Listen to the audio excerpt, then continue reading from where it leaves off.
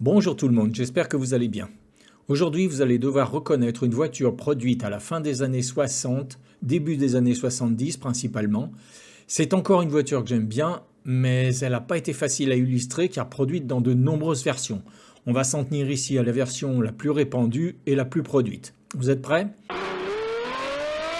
Allez, c'est parti pour l'indice numéro 1 et cet intérieur de porte. Vous savez que j'aime bien cet indice et plus que sur l'habillage, focalisez-vous sur les formes et les lignes des portes.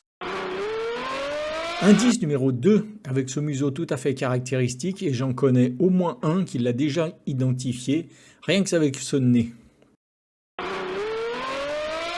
Indice numéro 3 et ce coffre ouvert qui laisse deviner déjà pas mal de choses dont l'habitacle, mais surtout qui vous indique que le moteur n'est pas là. Indice numéro 4 avec cette roue et cette jante caractéristique, bien qu'elle ressemble beaucoup aux jantes de certaines Opel de ces mêmes années. Indice numéro 5 avec ce superbe ciel de toit. Alors pour être honnête, je n'ai pas trouvé d'autres photos de ciel de toit qui confirment que ce ciel était bien d'origine. Mais ce modèle semble être dans son jus, donc si un spécialiste du modèle peut confirmer, il est le bienvenu. Indice numéro 6 et ces prises d'air sur l'arrière des ailes avant qui vont confirmer ceux qui ont déjà une petite idée. Pensez à vos abonnés, le pouce, la cloche. Indice numéro 7 et cette très jolie et cossue console centrale. Vous noterez au passage que nous sommes sur une version à boîte manuelle assez rare et avec une conduite à droite.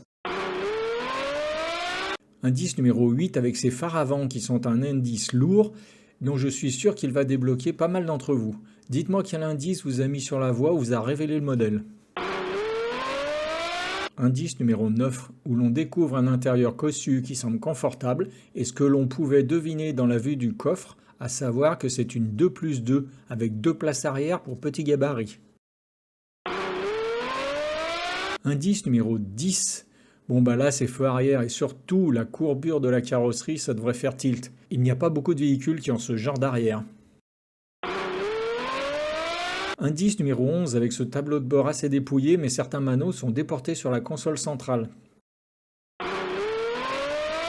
Indice numéro 12 et ce moteur dont je vous présente le côté gauche. Déjà il est à l'avant, ça semble gros et je vais vous montrer le côté droit. Voilà qui est fait, vous savez maintenant qu'il s'agit d'un V8 et même un Chrysler si ça peut vous aider. Indice numéro 13 et toute la ligne avant. Ça sent le coup de pâte italien, vous trouvez pas ? Mais attention, le designer et le constructeur peuvent être différents. 14e et dernier indice, avec tout l'arrière de la voiture. Si vous ne la reconnaissez pas là, c'est que vous ne la connaissez pas. On devine même le nom du modèle. La plupart d'entre vous auront reconnu la Jensen Interceptor. Alors Jensen Motor a connu ses heures de gloire en tant que carrossier de voitures haut de gamme dans les années 30. Au début des années 50, il lance une première Jensen Interceptor, puis quelques variantes qu'ils produisent quasiment à l'unité. Il se frotte à la grande série au début des années 60, de 61 à 63, en produisant les premières Volvo P1800 à près de 6000 exemplaires quand même. Et enfin, à 66, arrive la Jensen Interceptor. Carrosserie dessinée et produite en Italie par Carrozzerie et Touring. La production est vite rapatriée dès la première année en Angleterre. Elle est équipée d'un V8 Chrysler de 6276 cm3 de 285 chevaux, puis dans une version SP pour six-pack à cause des 3 carbus double corps qui alimentent le moteur Chrysler de 7,2 litres pour en tirer 335 chevaux. Parmi les nombreuses versions et variantes MK1, 2, 3 en 2+2, qui est la plus produite, des coupés, des cabriolets, des finitions différentes, on notera tout de même la version FF, sortie en 67 avec 4 roues motrices et ABS mécanique sur les roues avant. Ceci 13 ans avant Audi et ses Quattro. Malheureusement, ce fut un échec commercial car 30% plus cher, mais surtout produite uniquement avec le volant à droite, probablement dû à l'encombrement de la transmission intégrale. Bref, seulement 300 exemplaires ont été produits et bien sûr ce sont les plus rares et les plus recherchés. La production s'est arrêtée avec l'entreprise en 76 avant de reprendre de 85 à 95 après avoir été acheté et restylé.